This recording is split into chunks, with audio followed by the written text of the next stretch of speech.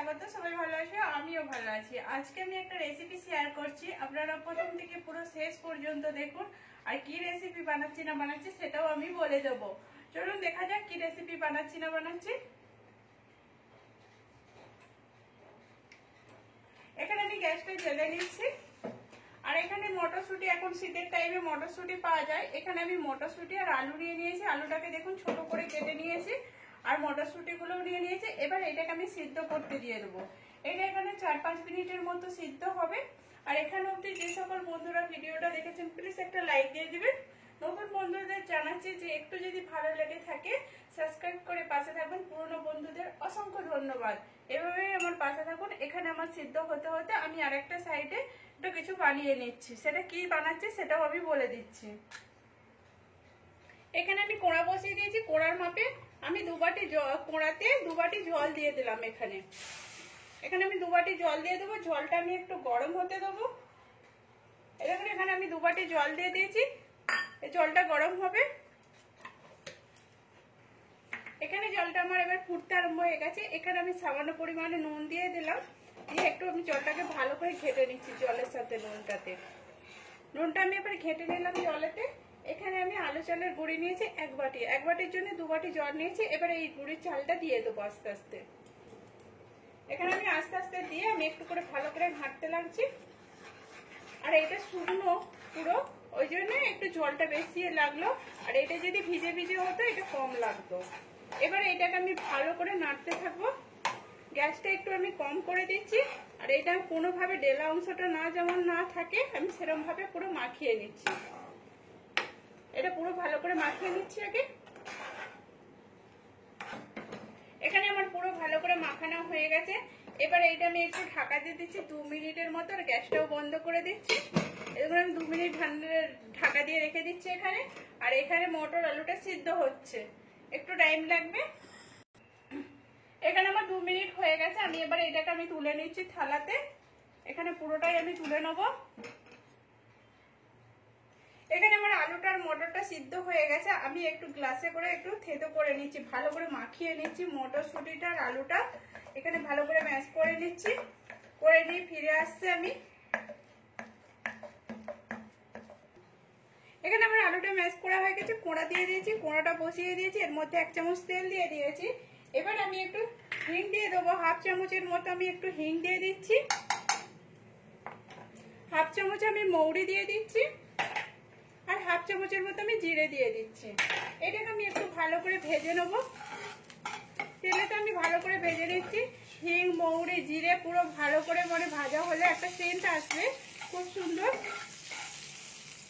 এখানে আমার ভাজা হয়ে গেছে। এবার আমি এখানে গ্রেট করে রেখেছিলাম আদাটাকে, আদা গ্রেট করাটা দিয়ে দিলাম। আর একটু লঙ্কা কুচি দিয়ে দিলাম। 2-3টে লঙ্কাকে আমি কুচি করে রেখেছিলাম, সেটা আমি দিয়ে দিলাম। এবার এইটাকেও আমি একটু ভেজে নিচ্ছি তেলেতে, যাতে আদা থেকে একটু কাঁচা গন্ধ বের হয় সেটা এরকম ভাবে একটু ভেজে নিচ্ছি। এখানে আমার এগুলো ভাজা হয়ে গেছে। এবার আমি এখানে আলুটাকে দিয়ে দিচ্ছি। পুরো আলুটাই আমি দিয়ে দিলাম এখানে। আর এখানে আমি সেরকম কিছু মশলা দেবো না, কেননা মৌরি দিলে একটা মৌরিতে খুব সুন্দর সেন্ট আসে। আর মৌরিটা দিলে স্বাদটাও আলাদা আছে। ওই জন্য আমি একটু কিছু মশলা দিচ্ছি না। এখানে আমি ভালো করে এর সাথে মিশিয়ে নিচ্ছি। এবার আমি একটু হলদি দিয়ে দেবো। 1/2 চামচের মতো কম একটু আমি হলদি দিয়ে দেবো, যাতে কালারটা আসার জন্য আমি একটু হলদি দিয়ে দিলাম। হলদিটা দিয়ে আমি ভালো করে আলুর সাথে মিশিয়ে নিচ্ছি। এখানে আমি মিশিয়ে নিলাম ভালো করে। এখানে স্বাদ অনুযায়ী আমি একটু নুন দিয়ে দিচ্ছি। আর সামান্য পরিমাণে ধনেপাতা কুচি দিয়ে দিলাম। দিয়ে এবার আলুটার সাথে ভালো করে মিশিয়ে এবার নামিয়ে নেবো আমি। এখানে আমার আলুর পুরটা পুরো কমপ্লিট হয়ে গেল, মটর আলুর পুরটা।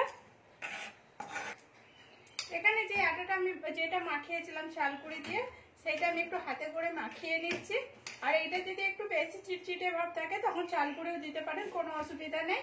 আমার হাতে একটু কম লাগছে বলে আমি চালকুড়িটা দিচ্ছি না। এবার এইটাকে আমি একটু লম্বা করে ছোট ছোট করে লেচি কেটে নেবো। এই দেখুন এরকম ভাবে আমি একটু লেচি কেটে নিচ্ছি সবগুলোই। এটাকে আমি গোল করে নিয়েছি। এবার আমি একটু এখানে চালগুড়ি আছে, চালগুড়িটা যে দিকটা আমি ভিতর দিকে রাখবো আমি সেদিকটা একটু চালগুড়ি নিয়ে নিলাম, মাখিয়ে নিয়েছি এটাকে। এবার আমি যেমন করে পিঠে করে সেরকম করে আমি পুরো খোল বানিয়ে নিচ্ছি, একটা বাটির মতো করে বানিয়ে নিচ্ছি। এখানে বাটির মতো বানিয়ে নিয়েছি। এবার আমি একটু পুর দিয়ে দিচ্ছি। এখানে যেমন বাটি বানাবেন সেরকম হিসাবে পুরটা দেবেন। এবার আলতো হাতেতে এরকম করে হাতে হাতে জোড়ো করতে হবে।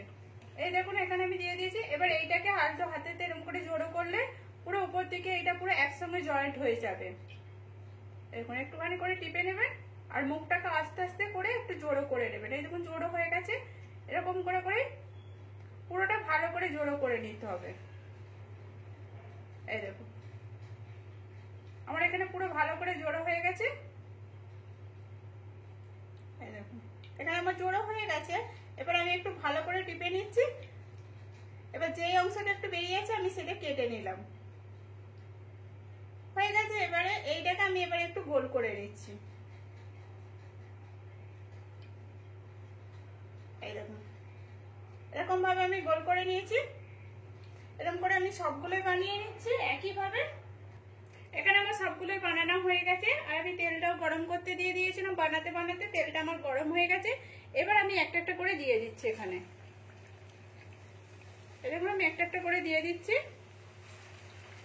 এবার এগুলো আমার এক পিঠটা আমি ভাজতে দেবো, তারপরে আমি উল্টাবো এখানে। এবার এটা যদি পুরো ফুল তেলেও ভাজতে চান তাহলে ফুল তেলেও ভাজতে পারেন। আমি কিন্তু অল্প তেল দিয়ে আমি ভাজছি। এখানে আমার এক পিঠটা হয়ে গেছে। আমি এবার উল্টে নিচ্ছি। এরকম লাল ভাবে হয়ে গেছে আর এটাকে আমি ভালো করে উল্টে নিচ্ছি। সবগুলো একইভাবে আমি উল্টে নেবো। উল্টে এই দিকটাও লাল করে আমি ভেজে নেবো। ভেজে নিয়ে দেখাচ্ছি। এই দেখুন আমার সবগুলোই লাল হয়ে গেছে। এবার এরকম করে সেই দিকটাও আমি এরকম লাল করে ভেজে নেবো। এখানে আমার সবগুলো লাল করে ভাজা হয়ে গেছে। এই দিকটা উপর দিকটা সব দিকটাই আমার ভাজা হয়ে গেছে। এবার এইটাকে আমি তুলে নিচ্ছি। এই দেখুন আমি এইটাকে আমি তেল ঝরিয়ে তুলে নিচ্ছি। এবার বাদ বাকি যেগুলো আছে আমি একইভাবে এরকম করে সবগুলো ভেজে নেবো। এই দেখুন পুরো এখানে আমার পুরোটাই কমপ্লিট হয়ে গেছে। এই দেখুন আর কত সুন্দর হয়েছে। আওয়াজটাও খুব সুন্দর আসছে আর খেতেও খুব সুন্দর লাগবে। প্লিজ আপনারাও এরকম করে বাড়িতে বানিয়ে দেখুন। কেমন হয়েছে সেটাও কমেন্ট করে বলবেন। ভালো লাগলে একটা লাইক করে শেয়ার করে সাবস্ক্রাইব করে পাশে থাকবেন প্লিজ।